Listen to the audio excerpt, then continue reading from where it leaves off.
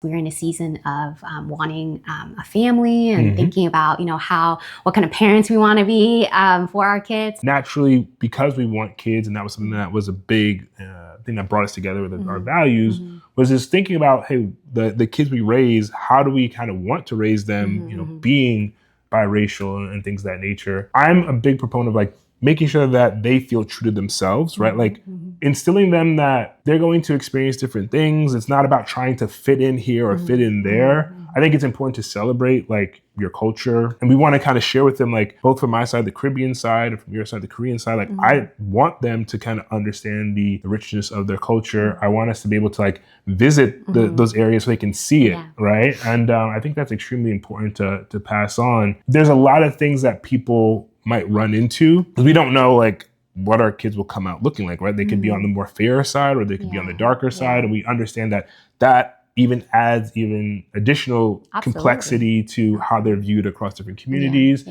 And so, we can only pray and hope that the experience that they'll have is a good one. I think that's also even why we found ourselves in Charlotte, North Carolina, thinking about being in an area that's typically more progressive, right? Like being in a city, being around a bit more diversity, we see a lot of like interracial couples around us and stuff like that. And the time of where they'll grow up, the area they'll come into, it's just a different time. And this place and space that we are kind of cultivating for them will allow them to be celebrated in this area. But I do think it's important to have like tough conversations, right? Like we understand that being in America, there's certain things that go on, particularly towards like Black men. I think all races have their challenges and stuff like that. I don't want to belittle anyone's experience. But in general, how you carry yourself is how you can be perceived. And these are things that you need to talk to kids about and have to educate them on. But I think it's important to share these things and have these tough conversations, right? And that's something that we have tough conversations even amongst ourselves. Like we try to be as honest and open as possible. And it's maybe a little tougher talking to a kid and kind of sharing those things. One thing I know for certain for us is that we don't want to shy away from those things, right? Absolutely. So. Yeah, you make up a good point. And something that came to my mind is we do have family and friends who are extremely like woke and very proud of their heritage, especially their Black heritage. But I know they also may carry some prior experience of being discriminated against or, racial slurs or, everything that I experienced even growing up as a kid. And I shared this in the last video of being discriminated against as the only Asian girl in my class in first grade in a predominantly Hispanic. That was an experience of its own. But I never want to bring that and pass that on to my kid, like that bitterness that I harbor of being different. I'm very grateful that I had parents who just fostered love and forgiveness and compassion, and never this thing where like I held it in my heart for so long, and then now that I'm an adult, and like I hate all non-Asian people, but I bring that up because I do think it's important for us to, like I said, teach our kids that of where our roots are from, educate them on the heritage. I think that there's something so special about having space to appreciate the history, appreciate the culture, and appreciate honestly how far we've come, and also appreciate being able to bring best of both cultures and heritage, essentially, as an interracial couple. Whatever I experienced as an Asian American, I don't want to pass that on to our kid. And especially if they are looking more Asian than Black, or if they look more Black than Asian, and if they're the tone, I know colorism is a big thing in the Black community. So if they are more darker skin and I don't want it to be a thing where I'm like, oh, because you're darker, you're going to experience this, and watch out for your white counterparts, be aware, training them to be hyper aware and making everything about a race, because I do believe race is a construct. Racism exists, but I do think like race is like taught. Or racism is taught. And it's not to belittle anyone's experience of being discriminated against. Trust me, I have been in my own ways. And I know you have been, but we're just those people that just do not want to, feed into that. We believe that that doesn't dictate how you live your life. Sure, they're hurtful, don't get me wrong. And yes, I am going to be definitely aware of certain situations, but I like, we're the type of people who want to de-escalate rather than escalate. I like, if something gets said, like and I've gotten racial slurs, trust me, I try not to harbor that inside, and because I know how important it is to do a little housekeeping and not pass that bitterness to our future kids. One thing I will say that I do think about is, again, being Asian American is different than being just Asian. Because I'm more westernized, because I'm more Americanized, and I have more American values, and I've spent more time living and being educated in America, my experience is very different than like someone who grew up in Korea, right? And so I know growing up as an Asian American, one of the things that I experienced, and I anticipate our kids might experience as well, is not being too blank enough. Like you're not being mixed, you're not too black, you're not black enough, right? You're not full, so you're mixed, you're half. Also depends on, like I said, the color of your skin. So if you're fair skin and you got some more Asian looking eyes, like you're not black. Like you don't relate to our experience. You don't relate to our community. So there might be some exclusiveness there. That is something that I grew up with. I never felt like I was American enough, where I'm, obviously I don't have like the blue eyes and, blonde hair unless I bleach it. I'm not white. I'm also like in this in between where I'm not American enough, I'm not white enough, and then I'm also not Asian enough. I'm not Korean enough. And also values wise, right? Because I grew up here, I'm, had a very different upbringing than someone who grew up in Korea. So I was always like in this in between. I just felt so out of place. And I think the more mixed you are, the more you deal with that, because you have a piece from a community, and you're just like a melting pot. I bring that up because I do sometimes worry about that being our kids' experience growing up. And all I can say is, if as parents, the best thing that we can do is just cast our worries to God and pray about it, and instill certain values and certain mentalities in our kids. And also the best thing that you can do for kids to navigate race, being a mixed race, I would imagine, is setting that example yourself. So for me, like if we are traveling as a family and our kids are noted, they're in the car and we get like, we're walking in public together as a family, and let's say we get like a racial slur. And if I react to that, violently, and I want to like beat up someone, like, what you call me? You call me a chink? Like, like, how dare you? And get my bag and just like, like if our kids see that, then I would imagine they're gonna know that that is an issue. And anytime, there is a racial slur, then that's how you should behave. And so when they grow up, I fear that if that is my reaction as a parent, then as an adult, like when their application gets denied to the college of their dreams, they're going to make it about race. They're like, what? Like, how dare you? Like, so I don't want to pass that on. At the end of the day, like I want to be mindful of that. I want to be aware that, that is taught, and that also, just the same way it can be taught, it can also be stopped. Like whatever you experienced with racism, it doesn't have to pass on to the next generation. So you have the power to just say, you know what? It's an ugly world we live in. Like there's always going to be people, no matter how perfect and educated you are, no matter how much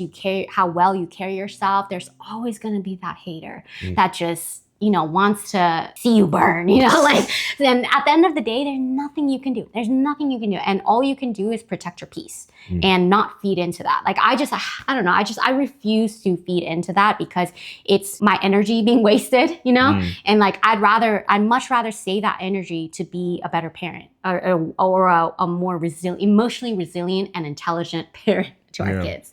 So that's all I can say. I think the biggest thing to pass on to our kids, and this is something that my parents instilled in me, was just, that God is love. That's what we choose to live our life by. Let's be honest. Like, you can spend 10 seconds on social media, just go through your feed, and you can see like the state of the world. Yeah, and it's like, look, if you're out here letting these people dictate your life and have you feeling some type of way or feeling attacked, like, trust me, you are not going to make it out here. And for me, like, I want to raise tough kids. Like I want kids who are resilient, right? Because the world is not just gonna bend over because like, oh, you had a little bit of trauma or someone said a racist comment to you. And so now everyone has to just baby you. Like it doesn't work like that. Like newsflash, right? So you're only kind of hurting yourself by carrying that weight, right? And it's heavy. You have to travel light. You can't carry the weight of other people on you. And I've fallen into that where you fall into comparison. You're trying to be this, you're trying to be that. And especially even as like a Black man in America, you're like, okay, I have to live up to this, I have to do this, I have to do that. And it's like, those things don't change like overnight. But at least for me, like when I'm continuing to seek God and understand the things that he's placed in me, like I was created in his image, right? Like, and it's important for me to respond in love. Even if people try to persecute me, those are especially when I have to kind of calm myself and catch myself and be able to treat those with love. Even if like my immediate reaction is, wanting to act out, wanting to be combative. It's something that I have to work on daily, right? And I'm looking forward to the opportunity to be able to practice that in front of our children, right? And, I try to do that in our relationship as well. Like we'll be even playing a game. Sometimes I'll have to catch myself because I'll just start to like spaz out. Right. Yeah. And or even like work stuff, some things will go on. I'm not perfect. Like I'm progressing. I'm still working on it each and every day. But like those are the type of things that I want to pass on to our children. Right. It's really the importance of just extending love to others. And even if they persecute you, right. This idea of like turning the other cheek, and it's not being a doormat or what the case may be, but it's understanding that God is fighting your battles. Right. I think that's always been something that my parents have instilled into me. It's like, I'm not out here trying to like get even with someone or prove it something to somebody, right? Like I'm just trying to run my race and do the best that I can. That's something that I try to cling to, and that's something I want to pass on to our kids. Like, and I think it's important to instill in our children that they're not a victim or they're not a product of their circumstances, right? Like they can rise above it. They're not confined by their race, especially their mixed race. I'm like, I'm not willing to subscribe to that, and I wouldn't want to allow our kids to subscribe to that. And like, I want them to come to us with their perspectives, their thoughts, how they're feeling, and that's absolutely fine. Like, it's a safe space. We can talk about anything. But despite all of that, you still have to go out there and love. We have to work on cultivating that. And it really comes down to leading by example. Yeah. So to me, that's really what it comes down to. It's obviously easier said than done. And it's not, the idea is not for you to be perfect, right? But it's truly like to understand, to look at what makes us alike versus what makes us different, right? Like everybody wants to be loved, everyone wants to belong, right? There's certain basic human needs that everyone desires. And it's like when you look at those things, and if someone kind of lashes out at you, you can kind of understand like, okay, that's a reflection of where that person's heart is or where their mind is or what they're going through. As soon as you let that sink into you and kind of corrupt you and make you think like, oh,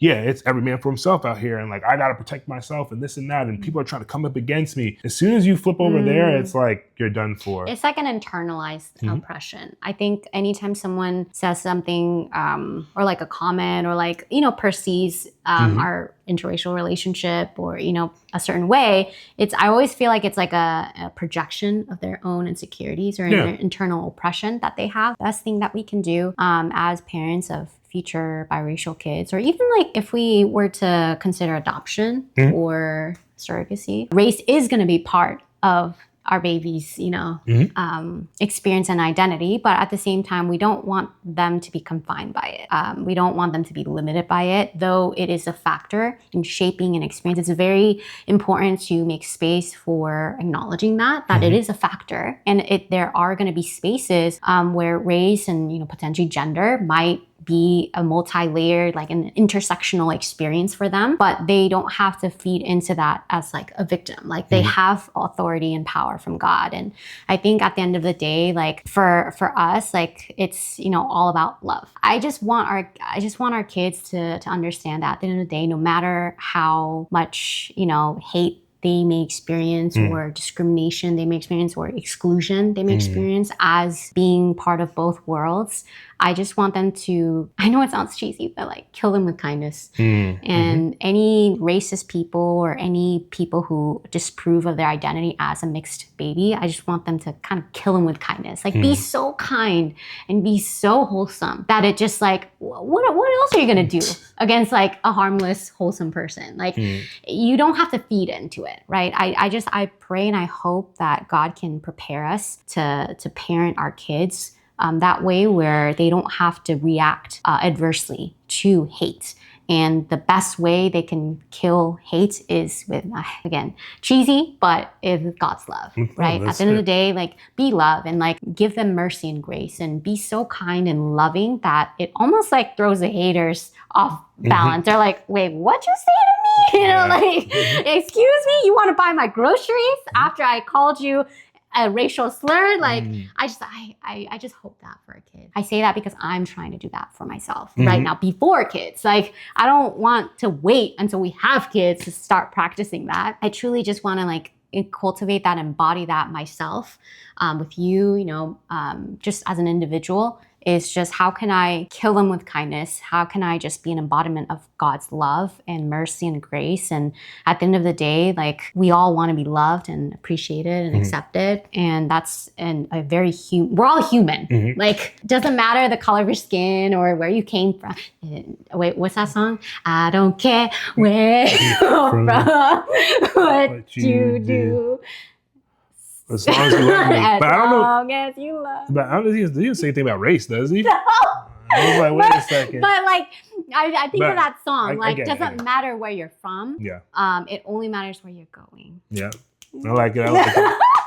The thing that I'll add, and like I was just kind of like marinating on it, is I'll be honest, I will take overt racism versus covert racism any day of the week. And the reason is, like, if someone is willing to be openly racist and like to stand by it, I'll actually welcome that, right? Because it tells you where their heart is. It's the people who pretend, cover it up, right? Those are the ones you should be worried about, right? And sometimes it's not as easy to spot that. And I think, like, I'm always a big proponent of someone being authentic, right? Like, if you really feel that strongly, right? If you just hate Black people, let's say, like, okay, like, let's talk about it. Like, I'm happy to have a conversation. Like, I generally would like, let's understand where that's coming from. I think it's more so problematic with people who like just smile in your face. Pretend. And, pretend to kind of have your back or whatever. And meanwhile, they're talking about you or have some different thoughts.